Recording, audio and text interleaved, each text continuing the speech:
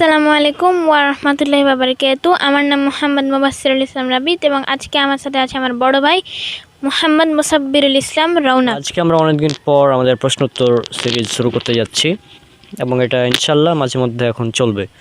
তো আজকের রাবিতের জন্য প্রথম প্রশ্ন, সেটা হচ্ছে জানাজার সালাতে সূরা ফাতিহা পড়া কি? জানাজার সালাতে সূরা ফাতিহা পড়া সুন্নাত। হ্যাঁ, জানাজার সালাতে সূরা ফাতিহা পড়া সুন্নাত। এটা আছে সহিহুল বুখারী হাদিস নাম্বার 1335-এ। এখানে জাবের রাদিয়াল্লাহু আনহু তিনি একদিন এক ব্যক্তি জানাজা পড়লেন এবং সেখানে তিনি সূরা ফাতিহা পড়লেন এবং তিনি লোকেরা যখন জিজ্ঞেস করলো আপনি এটা কেন করলেন, তখন তিনি বললেন যে আমি এটা পড়লাম কারণ যেন লোকেরা জানতে পারে যে এটি হচ্ছে সুন্নাত, এরকম একটা হাদিস উল্লেখ করা আছে। আর সূরা ফাতিহা পড়া সুন্নাত এখানে জানাজার সালাতে। হ্যাঁ, আর সূরা ফাতিহা ছাড়া কিন্তু কোনো সালাতই হয় না। এটা আছে সহিহুল বুখারী হাদিস নাম্বার 756-তে। লা সালাতা লিমান লাম ইয়াকরা বিফাতিহাতিল কিতাব। যে ব্যক্তি সালাতে সূরা ফাতিহা পড়লো না তার সালাত হলো না। তাহলে আমাদের সূরা ফাতিহা পড়তে হবে জানাজার সালাতে। এবার 2 নম্বর প্রশ্ন, জানাজার সালাত কত তাকবীরে পড়া হয়? জানাজার সালাত 4 তাকবীরে পড়া হয়।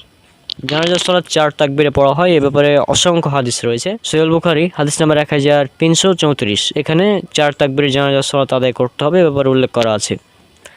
এরপর 3 নম্বর প্রশ্ন, সেটা হচ্ছে জানাজার সালাত আদায় করলে মানে কত পরিমাণ সওয়াব পাওয়া যায়? 1 কিরাত।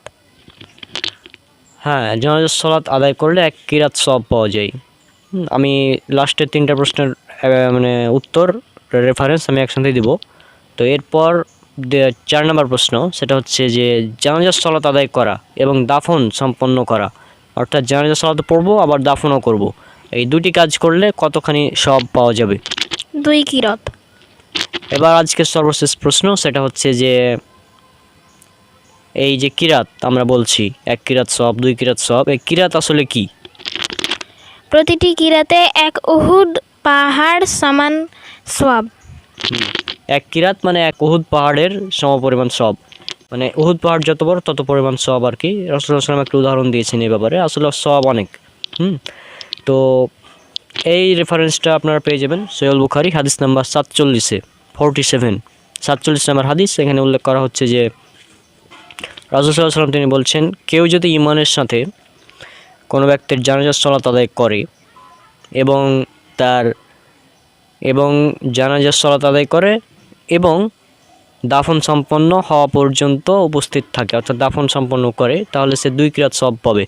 আর যদি সে দাফন সম্পন্ন হওয়ার পূর্বেই শুধু জানাজার সালাত আদায় করে চলে যায় তাহলে 1 কিরাত সওয়াব পাবে, আর প্রতিটি কিরাত 1 উহুদ পাহাড়ের সমতুল্য, এরকম হাদিসটা উল্লেখ করা হয়েছে।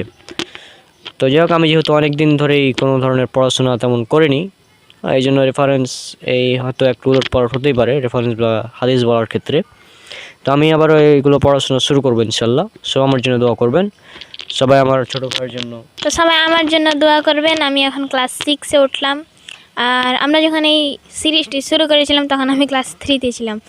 আর আমার ভাইয়ের জন্য দোয়া করবেন যাতে ওর পড়াশোনায় ভাইয়ের জন্য ভালো করে আর কি। তো আজকে আমরা বিদায় নিচ্ছি, ইনশাআল্লাহ দেখা হবে পরবর্তী এপিসোড দেখার আমন্ত্রণ জানিয়েই আজকে আমরা বিদায় নিচ্ছি। আসসালামু আলাইকুম ওয়া রাহমাতুল্লাহি ওয়া বারাকাতুহু।